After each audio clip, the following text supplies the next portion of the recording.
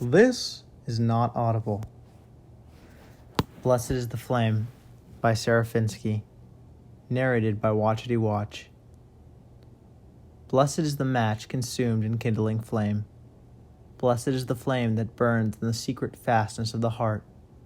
Blessed is the heart with the strength to stop its beating for honor's sake.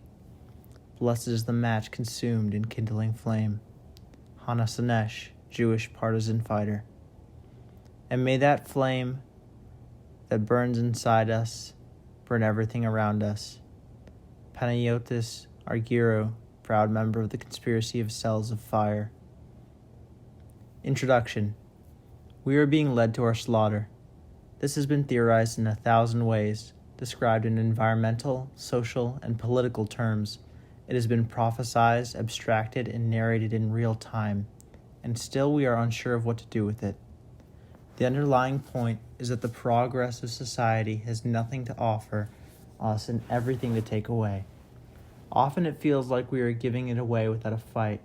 When we sell our time for money, allow our passions to be commodified, invest ourselves in the betterment of society, or sustain ourselves on the spoils of ecological destruction, we openly, though not consensually, participate in our own destruction. The question hangs in an ethereal and ghastly voice. Why do you let yourselves be led to the slaughter like sheep? As Hermann Langbein addresses in Against All Hope, resistance in the Nazi concentration camps, the survivors of those most explicit of human slaughterhouses have been plagued by that question for decades, to which some have simply replied, "We didn't." What can stories of resistance inside of the Nazi concentration camps teach us about our own situations? How can we relate to the resistance of those immersed in the most frightful and hopeless struggle the world has ever witnessed? Underneath the ubiquitous sheep to the slaughter metaphor is buried a profound historical possibility. Where the Nazis sought to impose domination and violence, people resisted. Behind the images of people wearing armbands, boarding trains, walking placidly into gas chambers, lies a rich history of recalcitrance and insurrection. Inside of the Nazi concentration camps, places meticulously designed to subjugate and exterminate human beings, people organized, conspired, sabotaged, and reflexively fought back against their oppressors. Though there are certainly lessons to be taken from World War II about the potential for whole populations to be rendered docile, there are also lessons about what it means to defy pacification in extraordinarily bleak circumstances. When we forget these kinds of stories, we forget about our own capacities for resistance. This text is about telling those stories and letting them become part of our own struggles. A different approach. We have already been led to our slaughter. It is all around us. The world in which we exist is a protracted death, a sort of economically sustained limbo in which hearts are permitted to beat only to the extent that they can facilitate the upward stream of capital.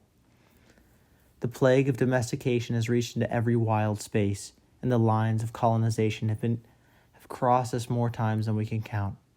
Every unproductive aspect of the biosphere has been flagged for eradication, from the beam-trawled ocean floors to the dynamited reefs to the hollowed-out mountains. The highest calibers of technology are locked into a perpetual killing spree, chugging along a monotonous rhythm of death. We who still have air in our lungs are the living dead, and struggle daily to remember what it feels like to be alive, holding tightly to the desire for wilderness that the misery of a paycheck cannot allay. We roam the desolate architecture of our slaughterhouses, the prison of civilization we live in, like ghosts who feel but cannot quite understand the vapidity of our existence. To borrow some apt phrases from the conspiracy of cells of fire, we have become thoroughly integrated into a system that crushes us on a daily basis, that controls our thoughts and desires through screens, and teaches us how to be happy slaves while letting us consider ourselves free because we can vote and consume. And all the while, we, like cheerful Sisyphus, are still carrying out our slavery stone and think this is life. As an American Iraq war veteran turned strategy consultant wrote in the New York Times in 2013, the biggest problem we face is a philosophical one, understanding that the civilization is already dead. The extent to which we have internalized the rhythms, values, and stories of this civilization ties our future to this undead and all-devouring system. Then perhaps a better question might be, why are we continuously being led to our slaughter like sheep? To which many of us simply reply, we aren't.